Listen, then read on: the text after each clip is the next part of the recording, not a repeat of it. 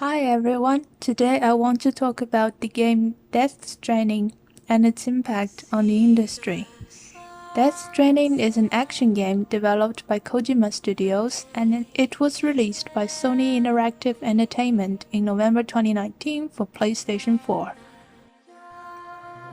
Death Stranding happens in a distant future when people rely heavily on high-end technology and stay isolated from one another with the coming of a mysterious disaster called Death Stranding.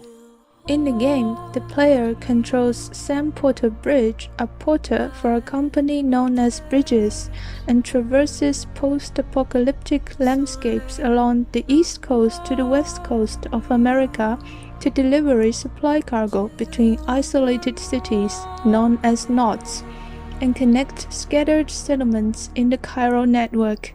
With more credits by recipients and the company, the player increases statistics and levels up the abilities in the game, using more advanced equipment and vehicles to fight against BTs, beach things, and accomplish tasks.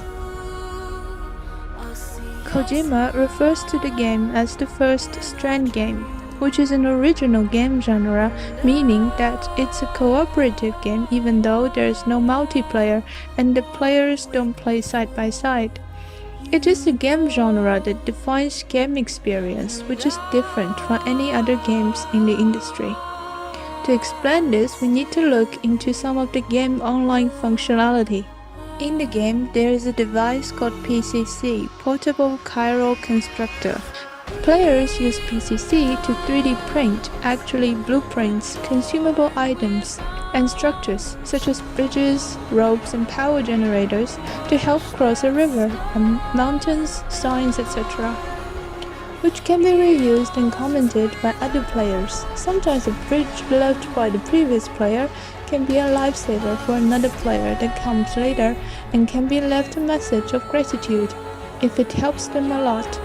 Although players do not meet directly in the game, they can take advantage of the utilities and view messages left by another player, and recover cargoes left by other players and continue their incomplete delivery. Surrounded by haunting music and desolate atmosphere, the game explores humanity under the cataclysm background. The game is a bit tedious and hard to play in the first 3 chapters in that the balance system takes a bit of time to get used to and the player has very limited connection to other people. As the player explores further and understands more about the story, he gets stronger by having tighter connections. The game leads us to think that, as extinction is inevitable, the obvious truth is to work together to survive. The game also reminds us to get aware of growing danger of modern technology.